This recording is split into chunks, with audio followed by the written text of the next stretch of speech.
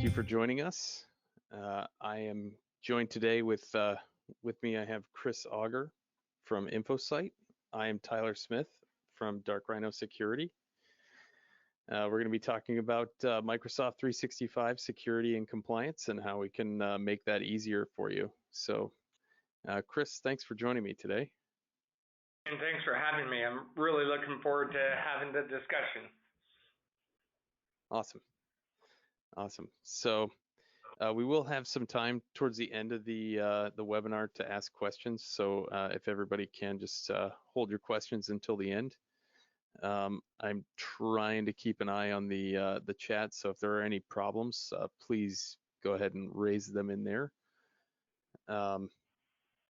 So without further ado, let's go ahead and get started. So a little bit about Dark Rhino Security. We were founded in 2017. We try to provide security services for organizations of all sizes. And we believe that access to security should be affordable for everybody. And that's one of the things that we've done. We've tried to leverage security services or technologies and wrap services around those technologies to make them accessible for everybody. So it's just a little bit about Dark Rhino. So Chris, if you want to do the intro for Infocyte. Yeah, so Infocyte was founded by a couple of folks from the Air Force. They ran the Air Force CERT. Basically, they got very frustrated because they were dropped into unknown environments, and their job was to go determine if any bad actors are rooting around in very complex networks.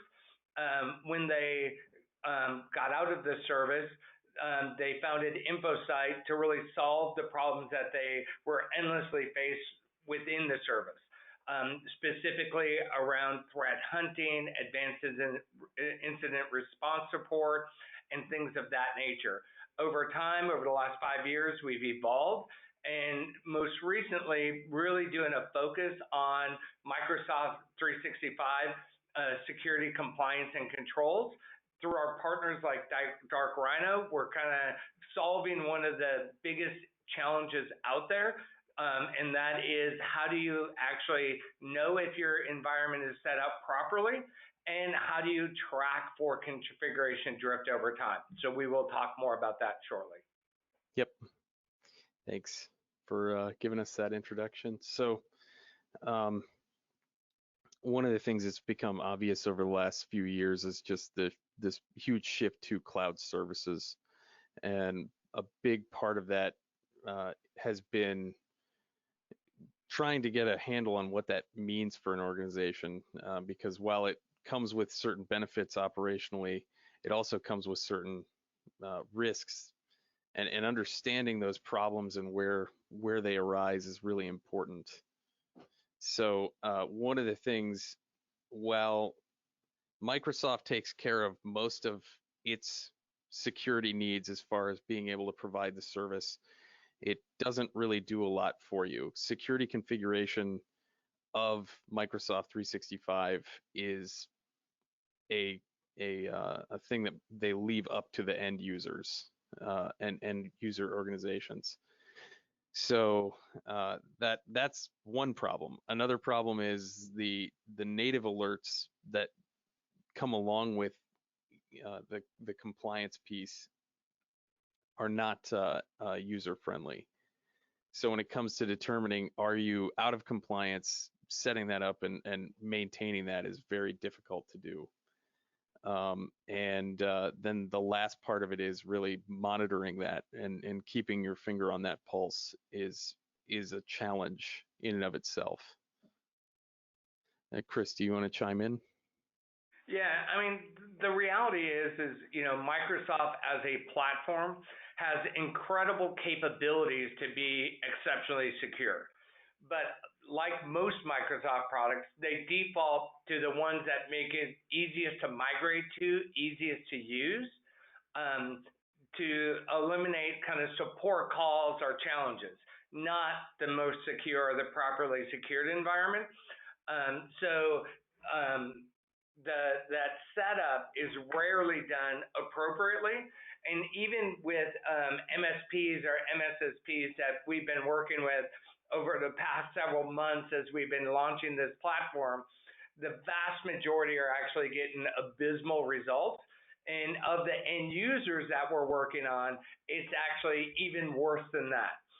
If you layer on top of that, for example, the latest SolarWinds breach or what's going on right now with Happium, is people may have set it up properly to begin with.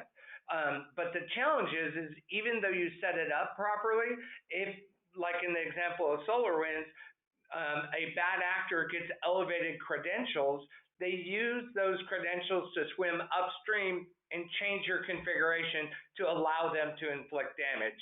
So it's one of those things where a lot of the compromises that we're seeing right now is an organization gets a compromise, but they're not inflicting damage on the asset they compromised. Rather, they're using the credentials to swim upstream and manipulate and cause damage in the cloud environment.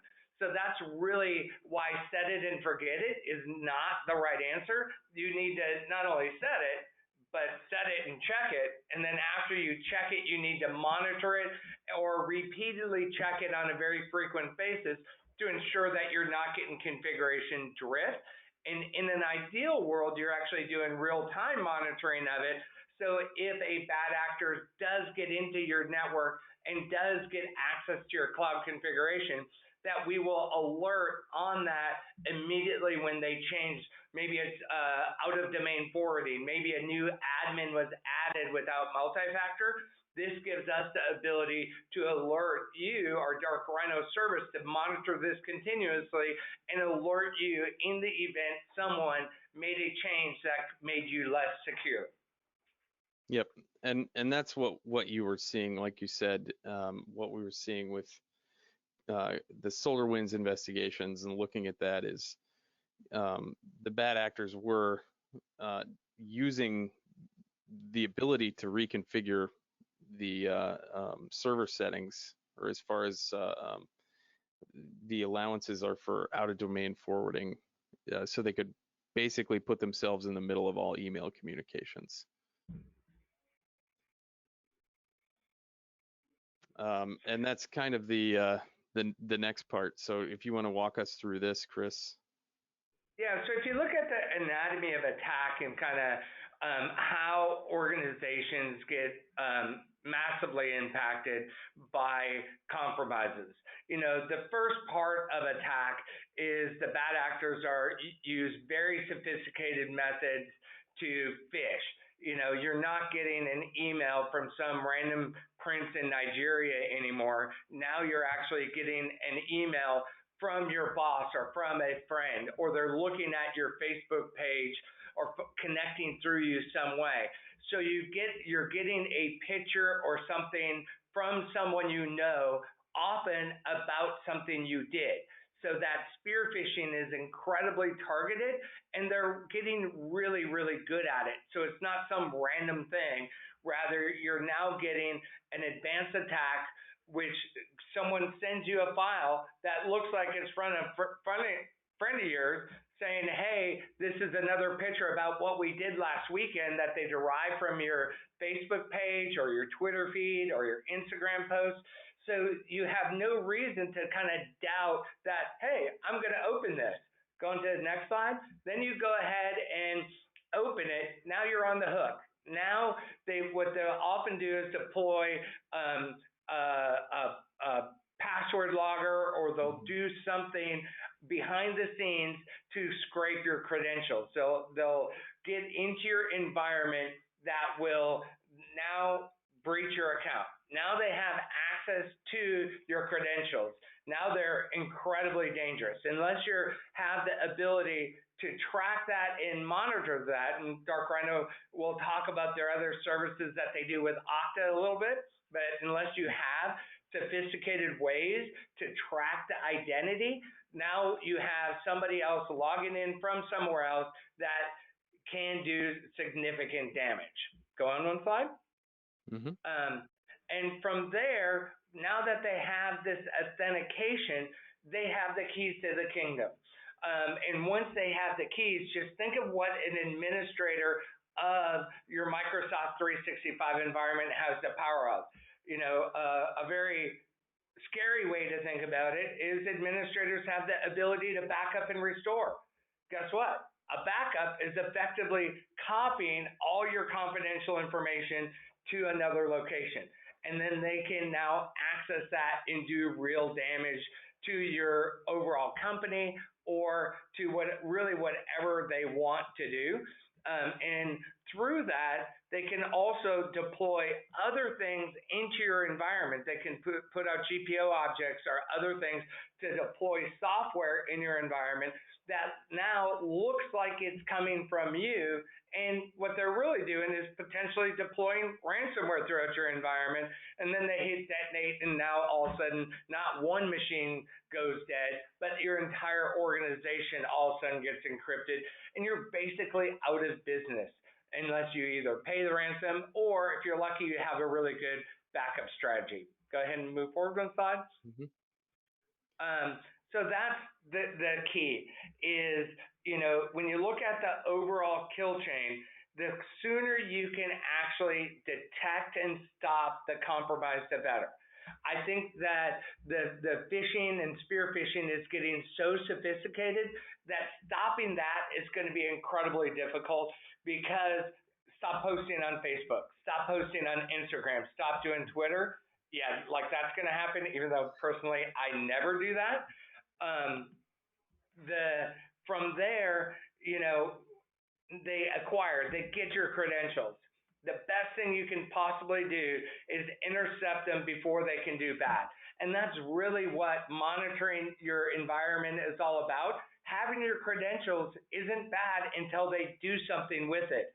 As they attempt to manipulate things, intercepting that kill chain at that point in time is the most effective way to stop that exfiltration of data. If you're in the healthcare world, that's incredibly expensive. The HIPAA violation and penalties start kicking in, and now you're up for a huge fine if you release medical information. If you're in school districts and you release information on kids, the fines are enormous. So it's all about stopping the attack before they can actually inflict damage or compromise your information. That's right, and that's one of the things that as you'd mentioned, we try to have something to address the major attack vectors. This is taken from the Verizon report, so you can go and look this up. But as you can see on the left, and I apologize because I tried to get the grayscale version of this was the only one I could snag a copy of. So, but on the left you can see in 2015 where these avenues of breach started, and you can see on the right where they've ended up in 2020 as far as the prevalence is concerned. And you can see at the top the number one thing, as Chris had mentioned, is phishing. So that's becoming the gateway drug, if you will, to a data breach, is phishing. And the next thing is the stolen credentials that Chris also mentioned. Again, neither of these things in and of themselves is really that bad. It's what the actor is going to do with it in your environment. And one of the things that they often can do is they can reconfigure settings on different systems. So one of the things is, because it is so central to that data exfiltration, is the Microsoft 365 server. And those settings allowing things like out of domain forwarding, which I keep bringing up because it was what was seen in a recent incident response that was tied to SolarWinds. Was out of domain forwarding was used to exfiltrate information. So it wasn't. It was bad that they had the SolarWinds compromise happen within their organization. It was bad that obviously they got access to this Microsoft server to make these changes, but no one was monitoring. The real pin holding everything together is no one was monitoring those configurations for change, and they hadn't really been set up properly to begin with. So that's where the service that we offer comes into play. And the other thing is, when you look at the pricing for this, and I'll turn this over to Chris because this is really your domain. But when you look at the pricing of what you pay for with the available Microsoft 365 tools that would help you maintain control over this versus what you actually get from them, it's kind of it doesn't really hold up, right, Chris? Yeah, I mean, Microsoft is unquestionably the dominant provider of productivity tools. And Microsoft is also the absolute master of bundling a bunch of stuff together and forcing you to buy these big packages. The reality is most people or most organizations, their employees need email, Word, PowerPoint. Maybe in some, if you're in finance or whatever, you use Excel.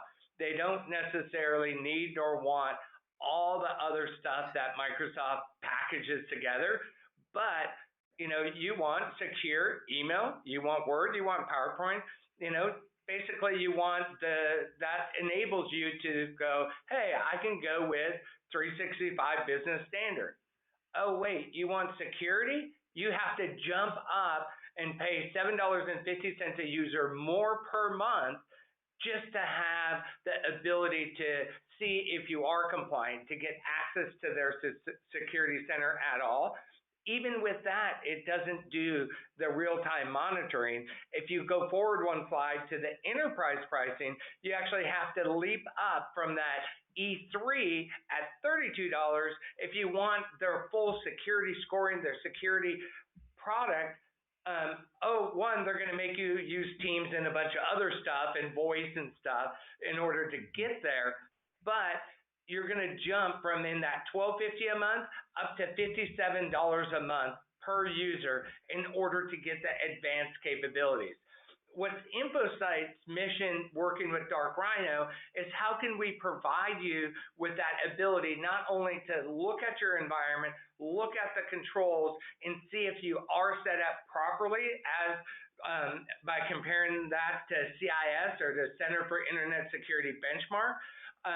But on top of that, we have the ability to make it easy enough to do it every day, and that will turn into that real-time monitoring. So it's really Infocyte partnering with Dark Rhino that gives you the same security capabilities that you might get in E3 or E5 at a significantly reduced price point in a much easier to consume form. Tyler alluded to the fact that Microsoft's not known for the kind of ease of use of this. I looked at our own kind of how many security alerts, and we were getting dozens of alerts every day because Microsoft decided to say it's a critical alert that some feature changed. So you got this real numbness caused by having so many alerts that people stopped ignoring them. It's kind of like when I was in college, I just ignored car alarms because I lived by a parking lot and they were going off all the time. So you know what? I never cared anymore. I didn't even look to see which car it was. So it's kind of that numbness, that alert fatigue. Yep. That's really what Dark Rhino's job and what their service they're going to deliver is not only verify how compliant you are, how you're set up, but enabling you to have the advanced capabilities without having to make that leap from $12 a month to $57 a month. Right, that's right, and it's much more focused. Like Chris mentioned, it's the clutter that comes with that $57 per user per month with Microsoft. You get just a ton of extra stuff that you just don't need, and what we can do is allow you to focus very, very directly. And then the other thing you can do is you can also use CIS as they have a full benchmark. So if you have the time, you could do this on your own. But what we have is a process it's extremely affordable, and it's pretty much automated, so you don't have to you don't have to worry about anything other than when you get an alert from it, you know that it's worth looking at, because something has changed. So just really quick, what it does at a very high level, it inspects your Microsoft 365 environment. Then what we can do is give you the benchmark score, which is going to lay out the findings that we've discovered and give you a score of where they fall next to best practices. Then the way that it works is you go fix those things, or we can help you fix those things, and then we can go back and take another look and see where you fall. And the other part of that is above and beyond is we can continue to monitor and alert you as things change so that you can respond when it's not an expected change. So, Chris, anything to add? Yeah, one thing I will call out is one, highly recommend you do this assessment with Dark Rhino. Second bit of advice is don't freak out if you get an F. So far, we've done this on dozens and dozens and dozens of environments, soon to be hundreds, and so far one has actually got a B. No one's got an A yet. So almost everyone is failing miserably. But the beauty is, even though they're failing, Dark Rhino can put you on a path to correct it, so you at least know it. And then from there, you kind of get to a security baseline. Once you're at that baseline, monitoring it to make sure that a bad actor doesn't change it is absolutely critical. But I think going through this assessment, the ostrich approach is not the right answer. It's kind of like going to a physical. You really hate going, but you feel great after you have it. Getting that check of your environment that's totally non-impactful to your organization. Auditors aren't going to come into your environment. It's all done remotely. And Dark Rhino has really turned this into a seamless process, so you know exactly where you stand as compared to the standard on where you should be, and you can get on a path to correct your environment. Yeah, and one of the things is, like, I really cannot overstate the simplicity of the process. It takes something that, honestly, when I looked at what was required for us to do this manually, by comparison, it's the difference between transplant surgery and trimming your fingernails. I mean, it's like, I don't know, maybe that's a bad example, but that's all I got right now for you. But I mean, it really was the complexity of, like, where to look in Microsoft for all this stuff and what it's supposed to be set to and everything. Just it's a lot of stuff to juggle, especially if you don't have that comprehensive security level of service from Microsoft that lets you get the automated score. So this is just an example of some of the controls that we look at. And again, the simplicity of how we can get this done versus how it's done manually. Like, you can absolutely do it manually, but I would invite everybody to reach out and just give it a shot. It's honestly, it's very, very simple. And one of the other things, and Chris, you can probably elaborate more, is this is where this is at right now. There are continuing improvements to what we can do from the reporting side and alerting side that are in the pipeline. So, Chris, anything to add? Yeah, so right now, we kind of do checks on the most critical kind of security settings. Over the next weeks and months, this is a couple of months, this is going to turn into over 100 controls that we're going to validate against and actually look that are going to be stack ranked and prioritized based on the damage they can inflict if someone was to manipulate one or change one. And the other huge part of the value that Dark Rhino provides is knowing you pass-failed is interesting. Knowing you pass-failed and on a control-by-control basis is super important. In other words, that kind of consultative value that Tyler and Manoj and Kevin and the team can provide you is just absolutely critical. Because, getting an F is one thing. Getting an F with a path to get an A that's rapid is something entirely different. And that's really where the value of Dark Rhino over time can provide, is that consultative value to help you prioritize which ones come first and actually get you on a path to being healthy. And then once you're healthy, maintaining that health over time is really what it's all about. Yep. With that, do we want to see if there's any questions? Yeah. We do have several questions here. Okay. So one question comes is this technology that you are presenting using Tenable under the hood?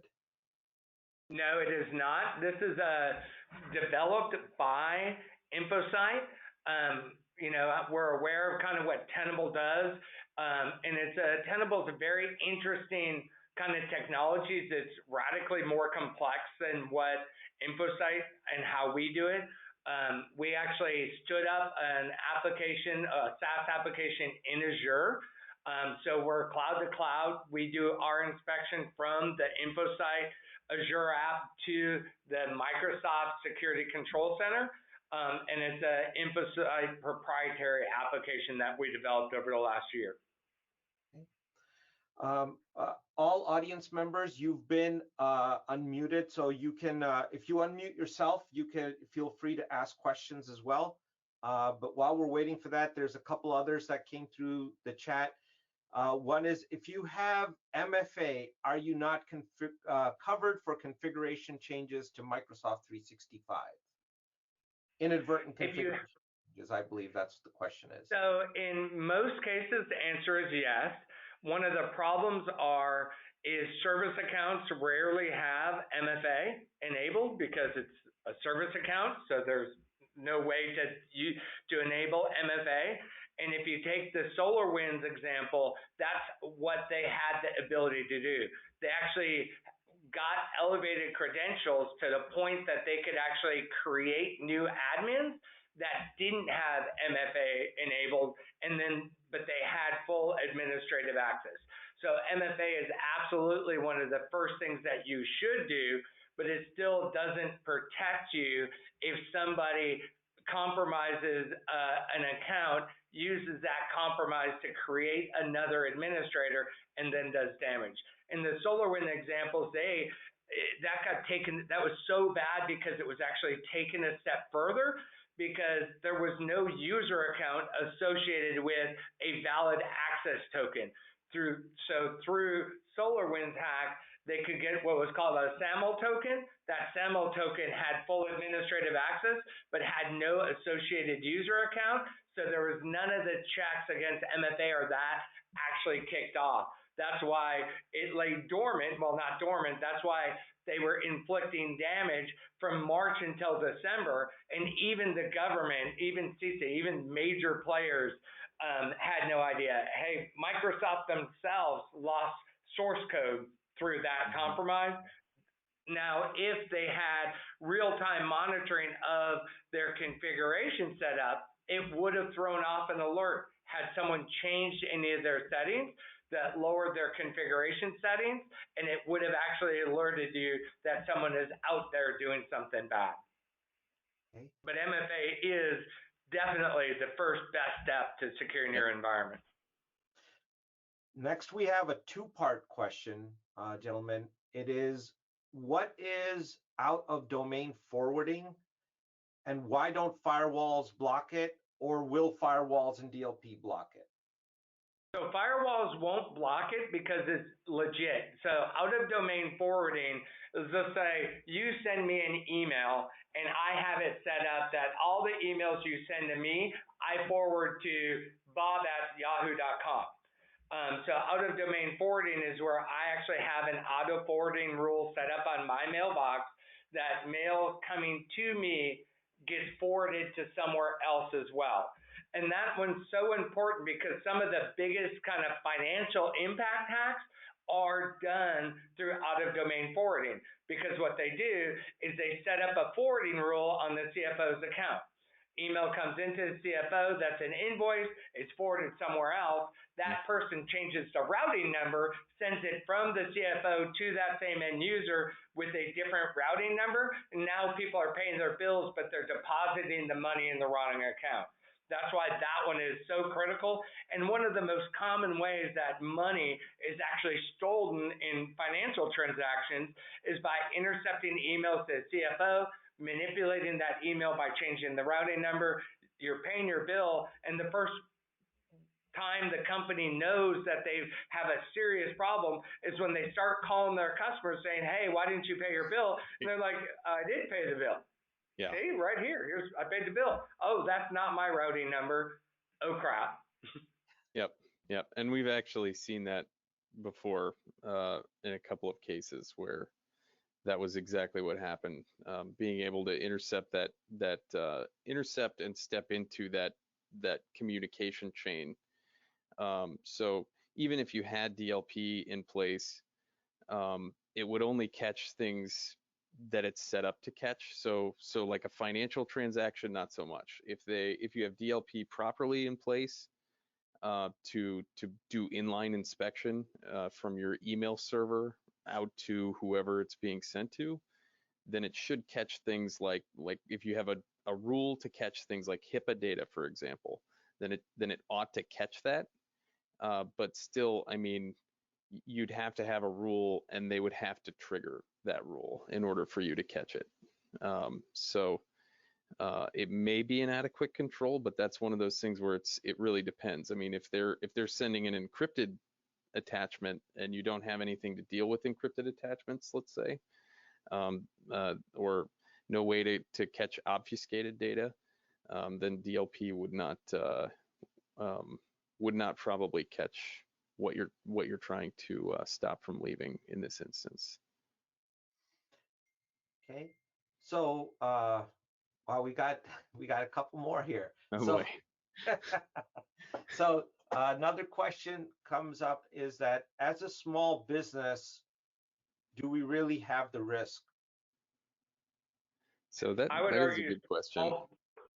I would argue yes, and I would actually argue that you're actually at greater risk because of as a small business, clearly you have to prioritize spending every dollar you spend. That's your lifeblood when you're a small business.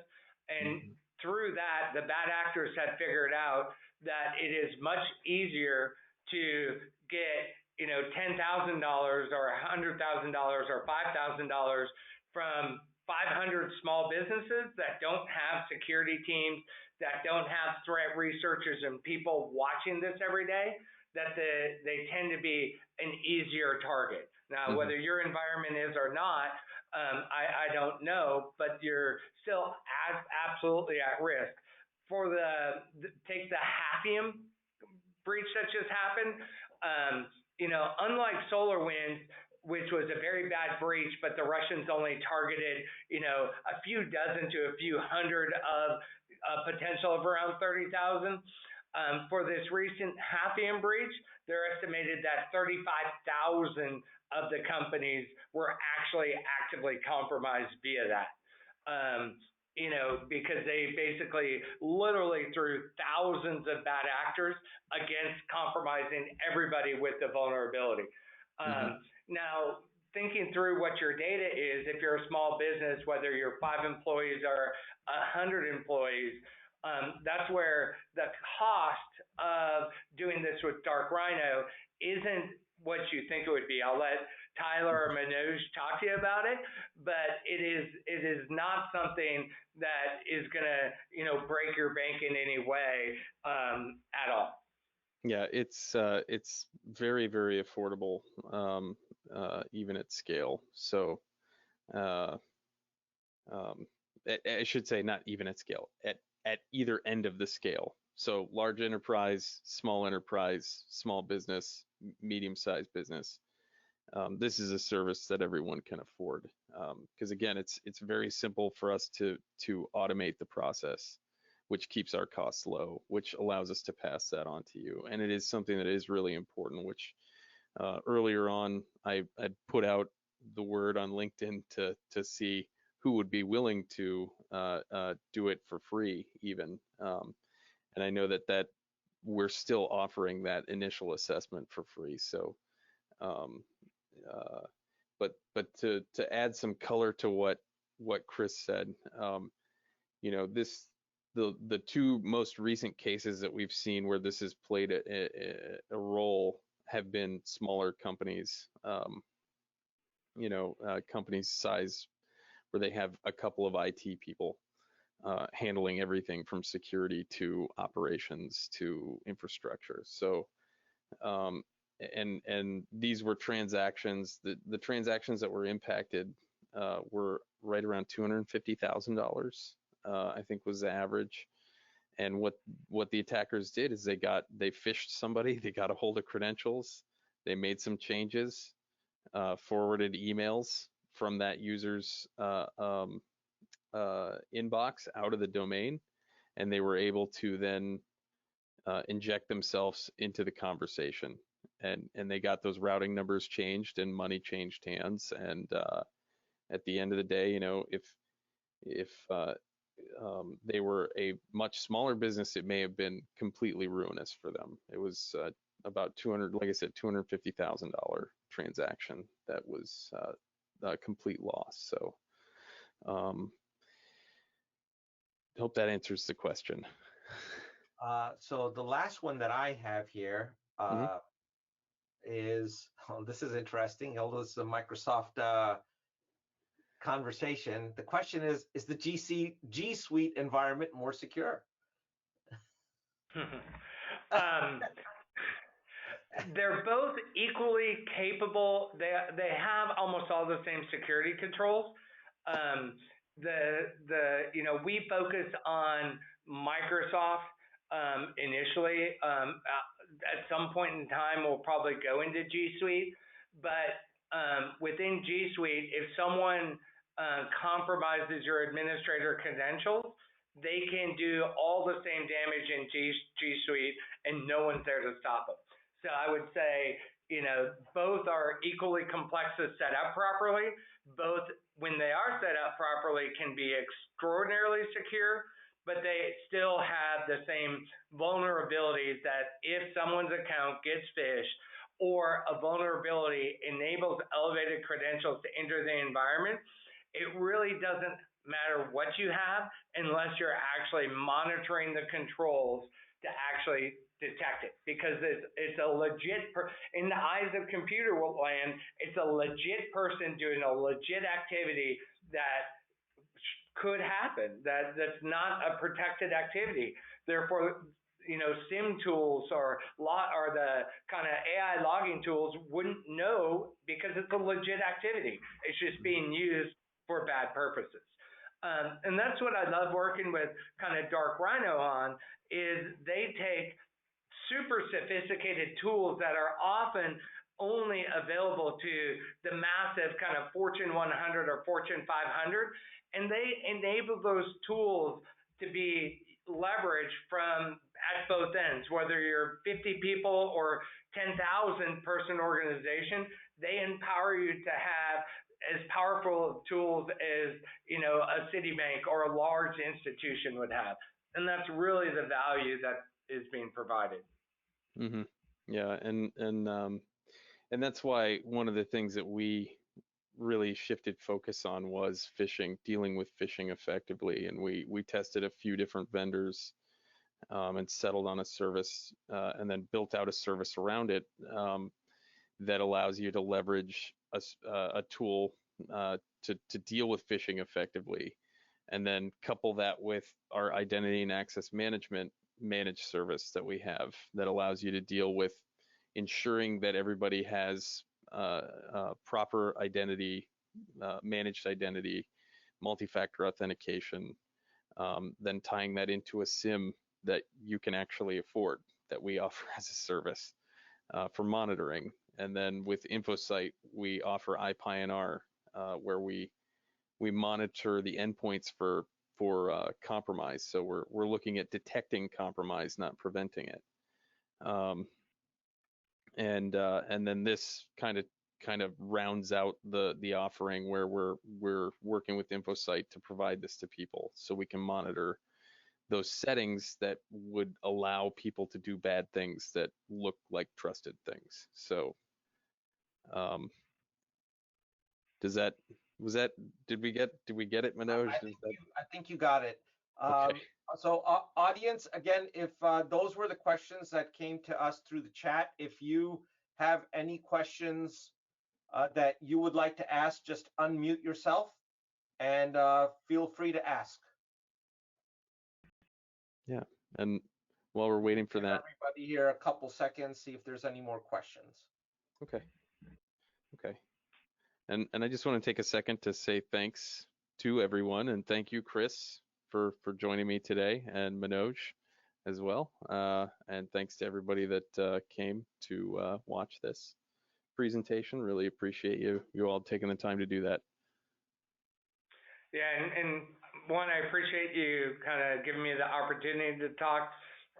Anyone on the call, highly recommend you give the Dark Rhino folks a call. I think it's a spectacular offer that they're going to, offer to do a free assessment on your environment. It is not impactful. I think the time to value you'll find is just extreme.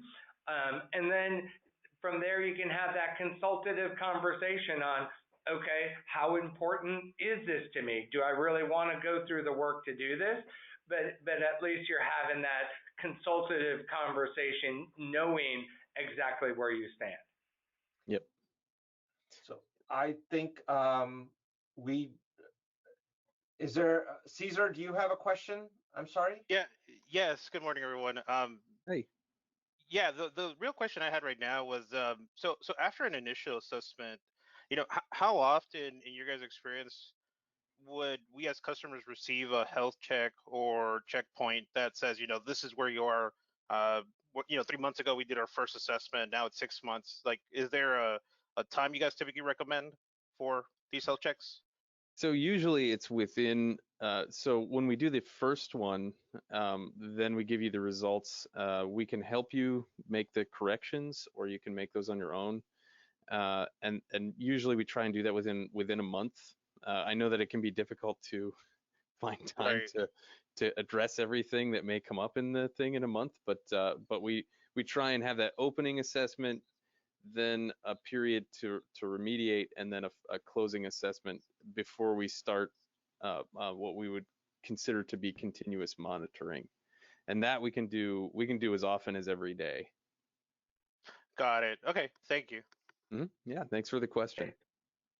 Yeah, the platform is actually designed to be scheduled right now, where it will run every day. And then within a few weeks, if anything changes or your kind of security posture declines, it'll actually proactively alert you. So effectively, you're having a full CIS benchmark run on your environment every single day. Yep. And that's what I was talking about earlier when I said it's looking at doing it manually versus doing it through us it's quite a difference in the amount of effort required. So. Okay. Other questions from the audience, if anyone would like to ask?